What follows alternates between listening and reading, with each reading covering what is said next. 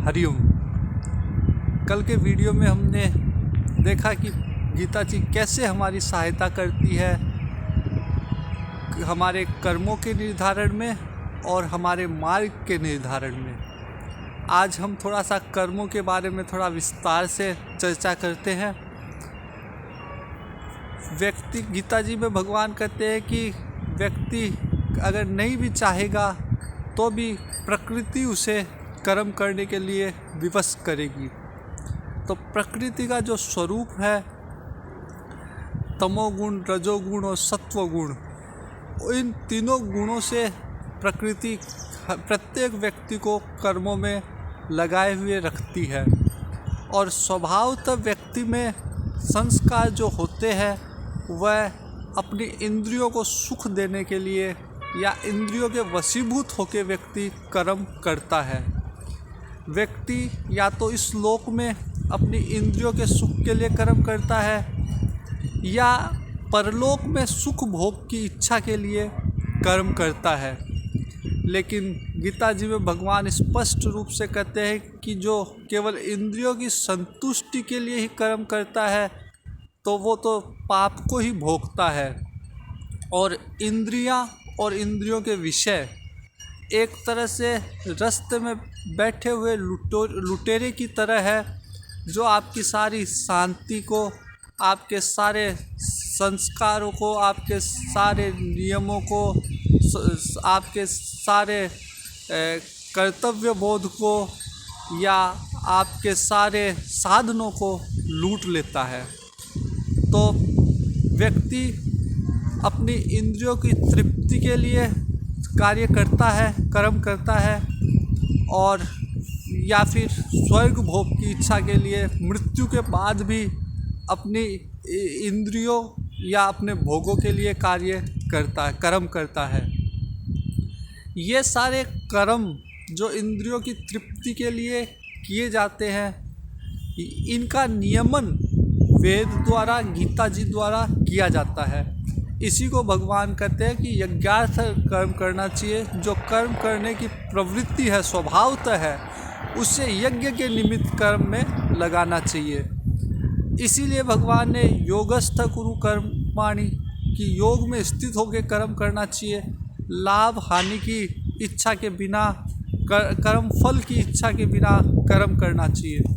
अगर साम्य में स्थित होकर, क्योंकि भगवान ने कहा है कि समत्वम योग उच्यते, तो समता में स्थित होके जहाँ न जय पराजय, न लाभ हानि की चिंता होगी, न राग द्वेष होगा, न कर्म की इच्छा होगी, कर्म फल की इच्छा होगी, तो उस साम्य स्थिति में स्थित होके जब व्यक्ति यज्ञार्थ कर्म करेगा तो धीरे धीरे जो प्रवृत्ति अपनी इंद्रियों की तृप्ति के लिए कर्म करने की थी उससे निकल के व्यक्ति अब लोक हित में कर्म करने लग जाएगा। और लोक हित में जब कर्म करेगा तो वो प्रकृति के गुणों से धीरे धीरे निकलने लग जाएगा। जो तमोगुण में था वो रजोगुण में आ जाएगा, रजोगुण से सत्वगुण में, और सत्वगुण से भी शुद्ध होके गुणातीत अवस्था में प्रवेश कर जाएगा, जो कि साम्य अवस्था है, जो कि ब्रह्म का स्वरूप है। तो गुणातीत बनने के लिए व्यक्ति को पहले विभिन्न तरह के कर्म करने होते हैं और विभिन्न तरह के कर्मों के द्वारा अपना शुद्धिकरण करना होता है। जब शुद्धिकरण हो जाता है तो शुद्ध चित्त जो है, उस शुद्ध चित्त से व्यक्ति सत्व में स्थित होके और फिर धीरे धीरे गुणातीत अवस्था की तरफ बढ़ता है। अब गुणातीत अवस्था में बढ़ने से पूर्व उसे विभिन्न प्रकार के साधन करने होते हैं, विभिन्न प्रकार के गुणों को धारण करना होता है। इसीलिए भगवान ने स्पष्ट रूप से 16वें अध्याय में देवी गुण और आसुरी गुणों का वर्णन, संपत्ति का वर्णन किया है कि किन संपत्ति को ग्रहण करके, दैविक संपत्ति को ग्रहण करके व्यक्ति अपनी साधना करके इन गुणों के माध्यम से सत्व गुण को प्राप्त करते हुए और व्यक्ति गुणातीत अवस्था में की तरफ जा सके। और कौन से ऐसे गुण हैं जिन्हें आसुरी संपत्ति कहा गया है, जिनका परित्याग व्यक्ति को करना चाहिए, क्योंकि ये जो आसुरी संपत्ति है ये साधना के पथ पे एक तरह से बाधक के रूप में है। तो इन बाधाओं को पार करते हुए, यज्ञार्थ कर्म करते हुए, योगस्थ होकर कर्म करते हुए व्यक्ति अपने मार्ग पे आगे बढ़ता है।